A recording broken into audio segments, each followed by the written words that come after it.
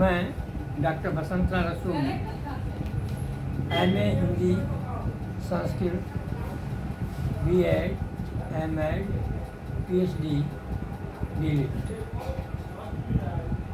राज्य पुरस्कृत पूर्व प्रधानाचार्य एवं जुड़साचार्य। आज मैं आपके समक्ष उपस्थित हुआ हूँ शनि, गुरु और राहु के प्रभाव में अक्टूबर से दिसंबर तक का तुला राशि का भविष्य फल बताने के लिए। क्योंकि भविष्य फल बताना एक बहुत ही कठिन और ध्यान का कार्य है। भविष्य फल बताने के लिए श्रोता को भी सतर्क रहना चाहिए और ज़्यादा अच्छा है कि उसे अगर अपनी कुंडली की जानकारी है तो वो बहुत आसानी से समझ लेगा। सब कुछ बताने से पहले मैं बताना चाहता हूँ कि राहु 31/10 तुम्हारा प्रोग्राम भी आ गया उसका 2023 को मीन राशि में छठे भाव में हो जाएंगे। शनि 5 नवंबर से मार्गी हो जाएंगे। राहु इस समय केवल 3 अंश में है और शनि इस समय 7 अंश में है। गुरु 20 अंश में है और सप्तम भाव में मेष राशि में है। राहु भी गुरु के साथ में है। ये तो सभी जानते हैं कि गुरु एक शुभ ग्रह है और गुरु की जिस पर भी कृपा हो जाती है तो उसका कोई भी ग्रह कुछ बिगाड़ नहीं सकता है। संस्कृत में एक श्लोक की पंक्ति सुनाता हूँ। एको जीवा यदा लग्ने सर्वे योगा सदा शुभा। अगर अकेला गुरु लगन में बैठा हुआ है तो कुंडली के सारे अशुभताएं नष्ट हो जाती हैं और गुरु के प्रभाव में शुभ फल की प्राप्ति होती है। ऐसे ही अगर बृहस्पति 4, 7 और 10 में बैठा हुआ हो, ये केंद्र में आते हैं, तो संस्कृत में कहा है यस्य केंद्रे बृहस्पति किम कुर्वन्त ग्रहान्ये। अगर अकेला बृहस्पति चौथे स्थान में या 7वें स्थान में या 10वें स्थान में है तो कोई भी ग्रह उसका कुछ कुंडली में हानि नहीं पहुंचा सकता है। अब देखिए राहु क्या है। राहु असल में एक अशुभ ग्रह माना जाता है, लेकिन फिर भी राहु त्रिकोण में बैठ करके और केंद्र में बैठ करके अशुभ फल नहीं देता है। राहु की ना तो अपनी राशि है, अपनी राशि तो है लेकिन उसका जो है ये समझिए कि वो जो चलता है वो जिस भाव में बैठता है उस भाव के अनुसार या उसमें जो राशि है उसके स्वामी के अनुसार या जो ग्रह बैठा हुआ है उस ग्रह के अनुसार अपना फल देता है। अगर राहु त्रिकोण में बैठा हुआ हो और जिस त्रिकोण में बैठा है उसका स्वामी राजयोग बना रहा हो और वो उसे अगर देखता हो तो ये समझिए कि राहु भी और केतु दोनों ही राजयोगकारी हो रहेंगे। राहु का कार्य क्या है? राहु का कार्य यही है किसी चीज को बढ़ाना चाहना, इतना बड़ा चढ़ाकर कहना जिससे कि हम अतिशयोक्ति कहते हैं। उसका कार्य ये भी है सत्य को असत्य में बदल देना और असत्य को और बड़ा चढ़ाकर कहना, झूठ की सीमा तक पहुंचा देना। राहु बुद्धि में भ्रम पैदा करता है, मन को अशांत कर देता है। अगर राहु शुभ स्थिति में है तो आपको फल तो देगा, लेकिन फल के साथ में राहु जो है आपसे उससे ज़्यादा प्राप्त कर लेगा। अगर उसने 100 रुपये का आपको लाभ पहुंचाया है तो वो आपसे 500 रुपये की हानि कर देगा, प्राप्त कर लेगा।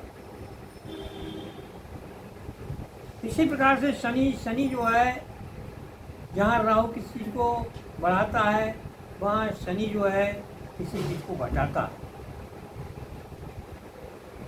शनि भी ऐसे पाप ग्रह माना गया है, लेकिन शनि जब शुभ स्थिति में होता है, राजयोगकारी होता है, त्रिकोण में बैठा हुआ होता है तो बहुत ही शुभ फल देता है। अब आज हम आपके लिए तुला राशि के विषय में बता रहे हैं कि तुला राशि का भविष्य फल कैसा होगा। तो तुला राशि को समझिए, तुला राशि एक चल राशि है, चंचल राशि है और वायु तत्व। इसका नक्षत्र जो है स्वाति नक्षत्र है, यानी तुला राशि का आदमी बहुत ही अच्छा होता है, पढ़ा लिखा होता है, नौकरी वाला भी हो सकता है, लेकिन वो कभी स्थिर नहीं रहता है। जिस प्रकार से कि तराजू के जो पलड़े होते हैं, जिधर वजन ज़्यादा रख दो उधर के ही पलड़ा वो टूट जाता है, यही स्थिति है तुला राशि वाले आदमी का। वो समय और परिस्थितियों के अनुसार अपने भाव और विचारों में परिवर्तन ले आता है। खैर, अब आज हम विषय पर आते हैं। अब हम देखते हैं कि तुला राशि आज की दृष्टि में अक्टूबर से लेकर नवंबर दिसंबर तक किस प्रकार का फल देने वाली है। लेकिन तुला राशि का स्वामी शुक्र है और तुला राशि में राहु जो बैठा हुआ है वो तुला के सामने सप्तम भाव में जो केंद्र कहलाता है वहाँ राहु है और राहु के साथ में गुरु भी है। और शनि जो है तुला से पंचम भाव में शनि है। शनि जो है वो 5 नवंबर से मार्गी हो जाएगा। अभी तक ये बकरी है। कहने का मतलब ये है कि शनि ने आपको तुला राशि वालों को बहुत नुकसान पहुंचाया। काफ़ी समय हो गया कि कोई ना कोई समस्या, कोई ना कोई बीमारी, कोई ना कोई कष्ट लगा ही रहा, लेकिन उसका कोई सुधार संभव नहीं था। क्यों नहीं था? क्योंकि शनि जो था वो बकरी था और बकरी शनि जो है उसमें 3 गुना अशुभता की शक्ति बढ़ जाती है। और बकरी होने पर शनि जो है वो 4थे स्थान का भी फल दे रहा था और 5वें स्थान का भी फल दे रहा था। 4थे स्थान का फल देने का मतलब ये 4थे स्थान से उसकी दृष्टि 10वें स्थान में हो गई तो कार्य में बाधक नहीं था। और अगर वो 5वें स्थान से दृष्टि डाल रहा था तो वो कहने का मतलब है कि उसके संबंध जो यारों और दोस्तों से ठीक नहीं थे, भाइयों से संबंध ठीक नहीं रख रहा था। तीसरी दृष्टि वहाँ थी, क्योंकि शनि की 3 दृष्टियाँ होती हैं, 3, 7 और 10। तृतीय दृष्टि बृहस्पति की राशि पर है, तृतीय भाव में है, तो ये भाई का या मित्रों का घर है, साहस और पराक्रम का भी घर है, सोचने का घर है, प्रोजेक्ट बनाने का घर है। तो कहने का मतलब ये है कि शनि इन सारे कार्यों में बाधक ही था। अब शनि की 7वीं दृष्टि जो थी वो लाभ स्थान पे थी, वो सूर्य की राशि वहाँ पर है। सूर्य इनका पिता जरूर है शनि का, लेकिन सूर्य के पिता से संबंध ठीक नहीं है, और पिता से संबंध ठीक ना होने की वजह से वो हमेशा हानि ही पहुँचाता रहा। उसने लाभ को होने से मनाही कर दिया। कोई ऐसा इशू आया जिससे होता होता लाभ आपका समाप्त हो गया। और इसकी 10वीं दृष्टि जो है वो अष्टम स्थान में थी। अष्टम स्थान वैसे अष्टम का कारक भी शनि होता है, आयु का मालिक भी शनि है, लेकिन इसने कोई ना कोई शरीर में रोग भी पैदा किया। बस एक बात अच्छी थी कि शनि की दृष्टि होती वो जहाँ पर अष्टम भाव में वृष राशि होती थी, तो वृष राशि को होने की वजह से इसका स्वामी शुक्र है, शुक्र की और शनि की मित्रता है, तो इससे जो भी कष्ट हुआ है, जो बीमारी हुई, वो बहुत एक सीमा तक ही उसने हानि पहुँचाई। ये नहीं है कि उसने बहुत कोई घातक कार्य किया। लेकिन अब क्या है, अब शनि जो है ये समझ लीजिए कि 5 नवंबर से ये जो है मार्गी हो रहा है।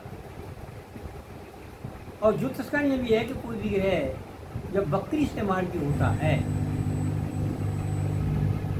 तो वो जो है अपना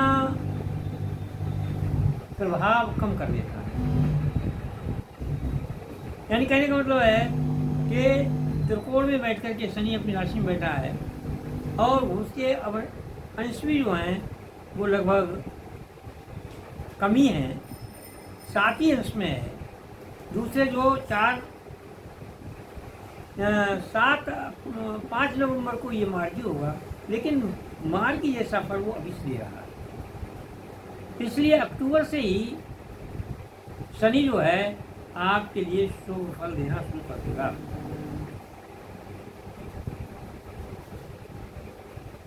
शनि अपनी राशि में पंचम स्थान में त्रिकोण बैठा हुआ है, जो इसका नियम है कि त्रिकोण में कोई भी ग्रह बैठा हुआ हो, चाहे वो शुभ हो या अशुभ हो, तो वहाँ पर वो अशुभता हो देता है और शुभ फल दे सकता है। फिर शनि तो मार्गी हो गया है, तीसरी बात है वो अपनी राशि में है। तो ऐसी स्थिति में शनि जो है वो यहाँ त्रिकोण में अब शुभ फल देगा। आपकी संतान की तरक्की भी हो सकती है, आपके संतान होने को है तो शुभ फल भी दे सकती है, संतान पैदा भी हो सकती है, आपकी शिक्षा में तरक्की हो सकती है, आपके बच्चे का प्रमोशन हो सकता है, आपके बच्चे की नौकरी लग सकती है, और आप जो कार्य करेंगे विद्या बुद्धि संतान संबंधी उस सब में आपको शनि अब सफलता देता है। अब देखिए बृहस्पति की तृतीय दृष्टि जो है इस समय वो पड़ रही है सप्तम स्थान में, जहाँ गुरु और राहु। राहु तो शनि के मित्र हैं, लेकिन शनि जो हैं वो इतनी बड़ी पावर में नहीं है कि गुरु 20 अंश में है कि शनि राहु के स्थान में कोई हानि कर सके, इससे कोई हानि को पहुँचा नहीं सकते हैं। लेकिन सप्तम स्थान में फिर भी ध्यान रखने की आवश्यकता है कि आपकी पत्नी के लिए अगर कोई स्वास्थ्य संबंधी परेशानी पैदा होती है तो आप चिकित्सक को तुरंत दिखाएं और उसका तुरंत ही इलाज हो जाएगा। अब शनि की सप्तम दृष्टि मैंने अभी बताया था कि सप्तम स्थान जो है वो सिंह राशि पर है, जिसका स्वामी सूर्य है। लेकिन असित की बात यह है कि वो चाहे कुछ भी हो, लेकिन शनि राजयोगकारी स्थिति में है, पावर में है, शुभ है, त्रिकोण में बैठा हुआ है, त्रिकोण से शुभ हो गया है। अब लाभ स्थान पर सप्तम दृष्टि होने से वो क्या करेगा कि लाभ को आपको पहुंचाएगा ही। ये इनके कारण आपको शासन से भी लाभ हो सकता है। इसके बाद में शनि की 10वीं दृष्टि जो है वो धन भाव करा रही है। तो धन भाव कराने का मतलब वो मंगल की राशि है, और मंगल की राशि धनराशि पर होने की वजह से शनि को लाभ तो यानी धन संचय तो कराना ही है, चाहे कोई भी परिस्थितियाँ क्यों ना आ जाएं, लेकिन वो शुभ स्थिति में है, पावर में है, त्रिकोण में है, अपनी राशि में है, राजयोगकारी स्थिति में है, इसलिए धन का संचय कराएगा। कहने का अभिप्राय ये है कि शनि इस समय अक्टूबर से लेकर के और दिसंबर तक आपको बच्चों की प्रगति, आपकी प्रगति, आपको लाभ और धन संचय आदि सारे कार्य पूर्ण कराएगा। अब देखिए, मैंने बताया कि शनि तो एक अशुभ है तो ही, अगर थोड़ी बहुत कहीं गड़बड़ी करता है तो उसका एक छोटा सा इंतजाम ये है कि आप शनिवार को शनि मंदिर जाइए, वहाँ पर पीपल के वृक्ष के नीचे शाम को एक सरसों के तेल का दीपक जला दें, यही आपकी सबसे बड़ी साधना है। और दिसंबर तक आप जरा अपने आचरण में सुधार रखें, अनावश्यक झूठ ना बोलें, किसी को धोखा ना दें, खाने पीने में परहेज रखें, शाकाहारी भोजन करें। तो ये समझ लीजिए कि शनि आपके लिए ऊंचाइयों पर पहुंचा देगा। शनि एक ऐसा ग्रह है जो आदमी से कहना चाहिए कि वो नमस्ते नहीं चाहता है, चरण स्पर्श नहीं चाहता। शनि आपसे चाहता है कि आप अपना आचरण शुद्ध रखें, गरीबों की सहायता करें, परिश्रम करें। आप जितना अधिक परिश्रम करेंगे उतना ही अधिक फायदा आपको शनि पहुंचाएगा। अब ये तो यहाँ पर स्थिति रही, लेकिन एक बात और है कि शनि की उच्च राशि होती है तुला, और तुला की ये लगन है, यहाँ पर धनपति है, राशि है, लेकिन का वो लगन और राशि यहाँ पर एक ही है। तो यहाँ पर जो है वो तुला जो उच्च की राशि है, तो शनि जो है आपके स्वास्थ्य को भी बिल्कुल ठीक कर देगा, अपनी उच्च राशि के सारे फल देगा, क्योंकि राजयोगकारी स्थिति में है।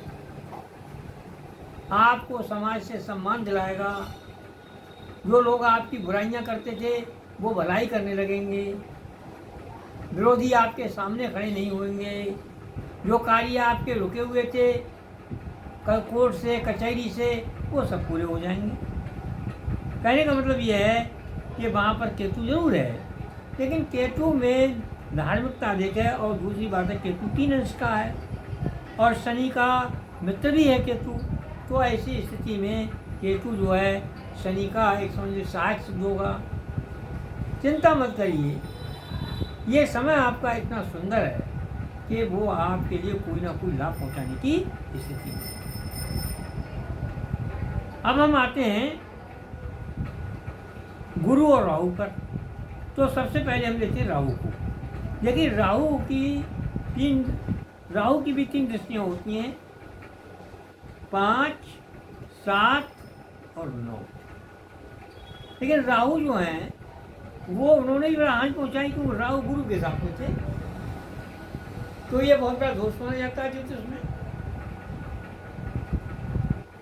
गुरु को मत भ्रम करना,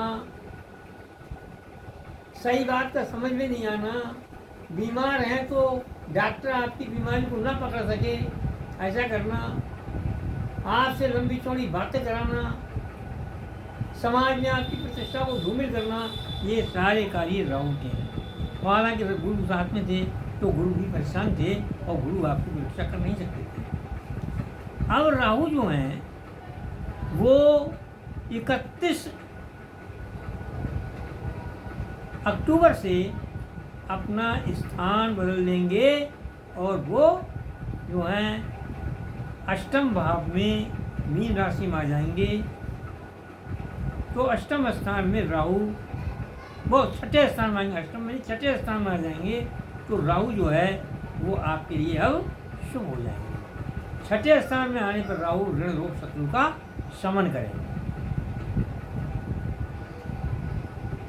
और वहां से राहु की पंचम दृष्टि जो है कर्म क्षेत्र में होगी। तो ये त्रिकोण राशि भी है राहु की, तो यहाँ पर आपके कार्य में वो सफल ही होंगे, कोई समस्या आएगी नहीं। सातवीं दृष्टि जो है वो विदेश से संबंधित होगी, यात्रा से संबंधित होगी, बाहर जाने से संबंधित होगी। तो ये कार्य जो है सब आपके हित के होंगे। किसी न किसी लाभ की स्थिति में, किसी काम की स्थिति में हो सकता है कि आपको यात्रा करनी पड़े। मीन राशि में, मीन राशि गुरु की है, तो धार्मिक कार्यों से भी आप बाहर जा सकते हैं। नवीं दृष्टि धन भाव पर होगी, तो अब वो राहु जो है वो धन संचय में भी सहायक होंगे, क्योंकि उस स्थान पर अब उनके लिए इतनी क्षमता नहीं है वो किसी प्रकार का नुकसान होता है। अब देखिए राहु जो है, कहते हैं कि अशुभ आदमी को अशुभ भी होता है। एक दुआ है, तुलसी राशि ने कहा है, बंदो संत सज्जन चरना, दुख प्रद उभय की कुछ वरना, मिलत एक दारुण दुख देई, विश्वत एक प्राण हर ले। तुलसीदास जी ने कहा कि अच्छे और बुरे दोनों आदमी न करो भाई। अगर अच्छा आदमी हमसे अलग होता है तो हमें दुख होता है, और बुरा आदमी हमसे मिलता है तो वो करते हैं। तो कहने का अपना ये है कि राहु को शांत करना भी आवश्यक है, और राहु को शांत करने के लिए सब वही तरीके हैं जो शनि के हैं। सनबत राहु कुजबत केतु, राहु शनि के अनुसार चलता है और मंगल के अनुसार केतु चलता है। तो शनिवार के लिए आप हर हालत में पीपल के पेड़ पर जाइए और वहाँ पर सरसों के तेल का दीपक जला करके और शांतिपूर्वक अपने घर चले आएँ। संभव हो तो वहाँ पर शनि महाराज का प्रसाद भी जलाया है, और नहीं तो दीपक जलाना तो बहुत ही अनिवार्य है ही। राहु का एक उपाय ये भी है कि जिस चारपाई पर आप लेटते हैं उस चारपाई पर लंबा लंबा मोर का पंख बिछाएं। लेकिन मोर का पंख बिछाने से राहु जो है भागता है। राहु क्या है? राहु एक सांप का प्रतीक है और मोर सांप को खाता है। कृष्ण भगवान ने भी नाग को मारा था, और ऐसी स्थिति में वो मोर के पंख का ही मुकुट धारण करते थे। अतः आप जो है मुकुट तो नहीं, लेकिन मोर का पंख चारपाई बिछाइए और जिस कमरे में बैठते हैं उसमें भी एक मोर का पंख लगाइए। तो ये भी बहुत अच्छा और सरलतम उपाय है। मोर सांप को खाता है, मोर का पंख जहाँ लगा होगा वहाँ राहु की हिम्मत नहीं है। काल शब्द दोष अगर है तो उसके लिए भी पर्याप्त है, और ज़्यादा हो तो उसका एक अग्रभाग अगले वाला ऐसा काट करके जेब में रखिए अपनी, तो आपके लिए राहु से संबंध दोष नहीं होगा। अब आइए गुरु की बात। देखिए गुरु जो है वो असित में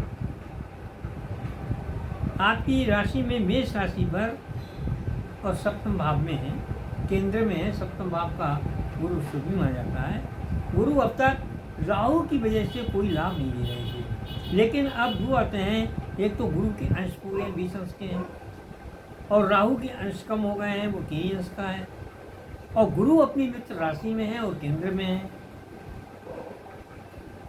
तो ऐसी स्थिति में गुरु जो है वो पावर में है, पावरफुल है, और सप्तम स्थान से में तो वो लाभ पहुंचाएंगे ही आपके लिए, लेकिन गुरु जहाँ बैठता है वहाँ भले ही थोड़ा लाभ पहुँचाए, लेकिन गुरु की दृष्टि में अमृत होता है और वो अपनी दृष्टि जिन जिन भावों पर डालता है उन भावों को वो अमर कर देता है, निर्जीव को सजीव कर देता है।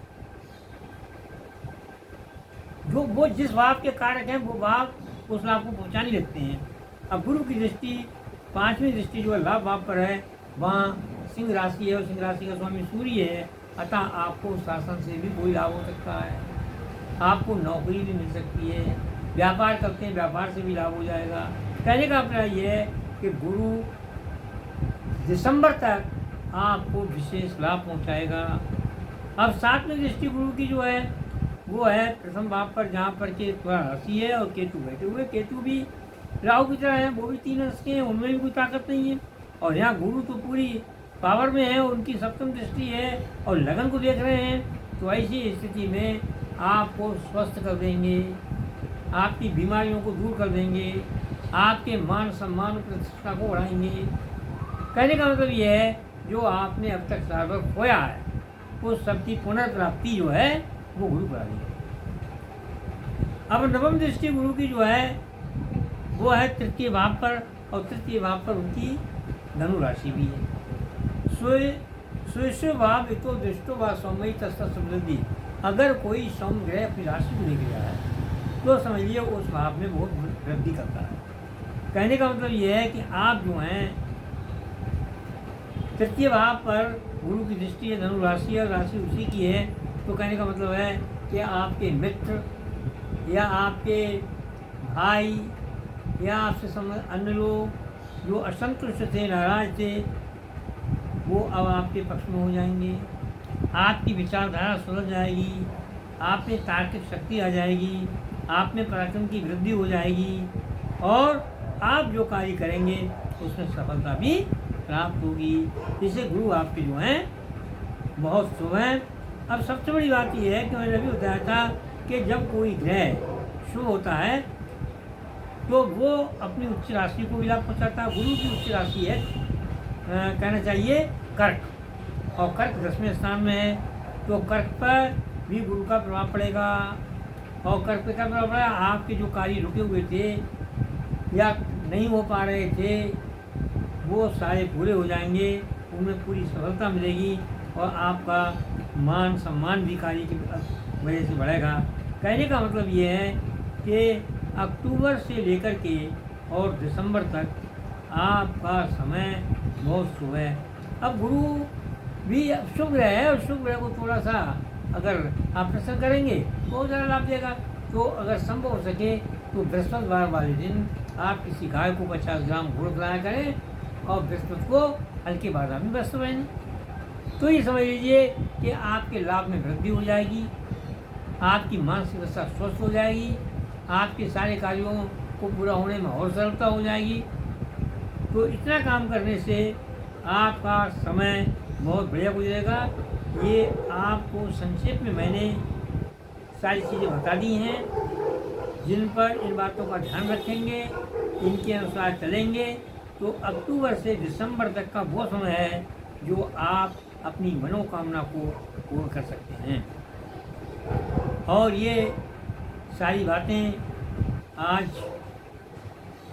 सितंबर की अंतिम तारीख को मैं बता रहा हूँ, यानी 30 सितंबर और 2023 को जो मैंने आपको वक्तव्य दिया है, जो मैंने आपको बताया है, तो ये आप समझ लीजिए कि ये सारे कार्य आपके पूरे होंगे। मैं केवल बिना सोचे समझे कोई भी चीज़ नहीं बताता हूँ, पूर्ण अध्ययन के बाद बताता हूँ। संस्कृत का आदमी हूँ, इसलिए ज्योतिष के पूरे ग्रंथों का पूर्ण अध्ययन किया हुआ है और मैं चाहता हूँ कि मैं किसी आदमी को ऐसा बताऊँ कि जो मुझे बाद में याद करता है। अच्छा भाइयों, अब मैं अपने वक्तव्य को समाप्त करता हूँ और सबको नमस्कार, धन्यवाद।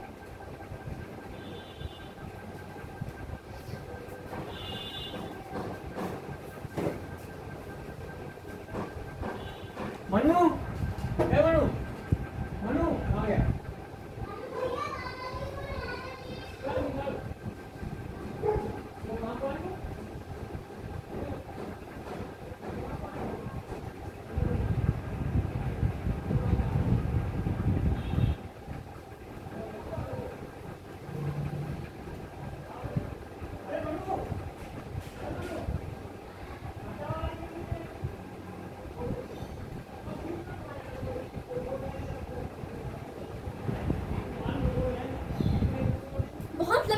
थी